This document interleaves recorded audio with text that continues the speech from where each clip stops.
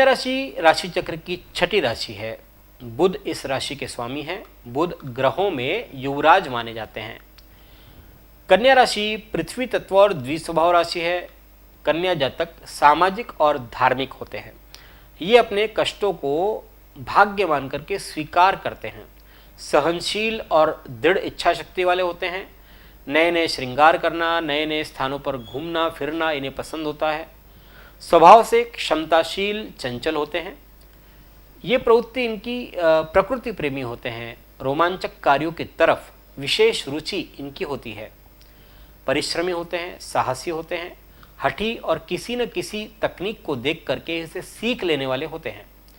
कन्या जातकों के लिए वर्ष के प्रारंभ से 5 अप्रैल तक और 14 सितंबर से 20 नवंबर तक गुरु मकर राशि में यानी पंचम भाव में रहेंगे।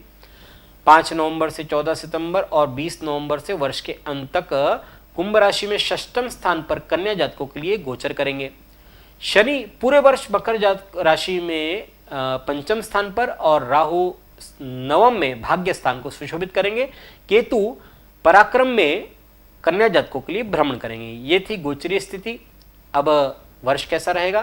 कन्या जातकों के लिए वर्ष के प्रारंभ से लेकर के 5 अप्रैल तक सोच समझ करके काम करना अच्छा रहेगा। सप्तमेश पंचम भाव में पंचमेश के साथ युति कर रहा है, जिससे बौद्धिक कुशलता से व्यापार में आपको लाभ की संभावना बन रही है। आय प्राप्ति के लिए विविध उपाय कारागर सिद्ध होंगे। केतु भी अपने सामर्थ्य अनुसार इसमें अपना परचम लहराएगा। प्रतियोगी परीक्षाओं की तैयारी कर रहे जो छात्र हैं उनको इस अंतराल में सफलता मिल सकती है। यह समय शिक्षा के लिए बहुत बढ़िया है। पढ़ाई लिखाई में छात्रों को कुछ अवरोध के बाद सफलता मिलेगी। आपके संतान पक्ष के विदेश जाने के योग भी बन रहे हैं। विदेश जाकर पढ़ाई करने की सोच रहे हैं तो ऐसे जातकों को भी सफलता मिल सकती है। 5 अप्रैल से 14 सितंबर तक गुरु षष्ठम भाव में रहेंगे। आपके कम्युनिकेशन साधनों में वृद्धि हो रही है, जिससे आर्थिक लाभ मिलेगा। कार्यक्षेत्र पर बेहतर छवि आपको अपने सहयोगियों का साथ भी मिलेगा, जिससे हर काम में सफलता मिल सकती है। आप अभी तक अगर सिंगल है तो किसी खास से मुलाकात हो सकती है और जिससे आप डबल बन सकते हैं। नौकरी पेशा जातकों को स्थानांतरण का अवसर मिल सकता है और यह स्थानांतरण आपके लिए बहुत फायदेमंद साबित हो सकता है।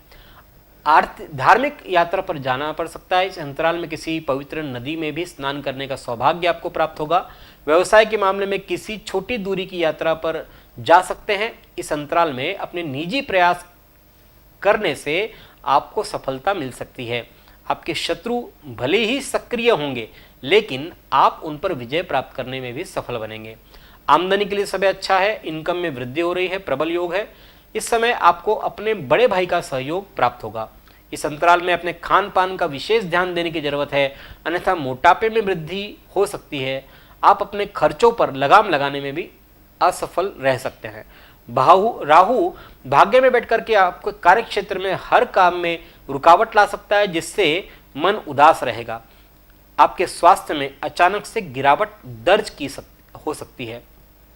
दाम्पत्य जीवन में तनावपूर्ण वातावरण रहेगा और आपको अपने सुखों में कमी महसूस होगी। आर्थिक जीवन भी प्रभावित होने से खर्च में बढ़ोतरी हो रही है, जिससे तंगी की आशंका रह सकती है। केतु पराक्रम में आपके लिए अच्छे अवसर लेकर आएंगे। आपकी आमदनी में बढ़ोतरी कर सकते हैं। अलग अलग स्रोतों से धन का आवागमन होगा। भाग्य का साथ मिल सकता है। अपनी बुद्धि और मेहनत का प्रयोग सोच समझ करके फायदे के लिए करें। 20 नवंबर के बाद अंचाई यात्रा पर जाने का अवसर मिलेगा और इस अंतराल में इस यात्रा से आपको असुविधा प्राप्त हो सकती है। धार्मिक विषयों में भी आपका रवैया कुछ कट्टरवादी दिखलाई देगा। आपको भाई बहनों को कार्यक्षेत्र पर कष्ट उठाना पड़ सकता है।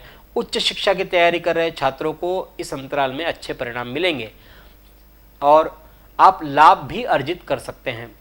गोचर के ग्रहों के आधार पर हम कह सकते हैं कि ये वर्ष कन्या जातकों के लिए शनि राहु पूरे वर्ष और गुरु अप्रैल से सितंबर और नवंबर तथा दिसंबर चिंता के कारण बन सकते हैं। ग्रहों की प्रतिकूलता को कम करने के लिए कुछ सुझाव आपके लिए हैं। सोने का सिक्का हमेशा अपने घर के मंदिर में रखें। प्रदोष, सोमवार या अन्य पर्व दिन पर रुद्राभिषेक अपने सामर्थ्य अनुसार अवश्य ही करावे।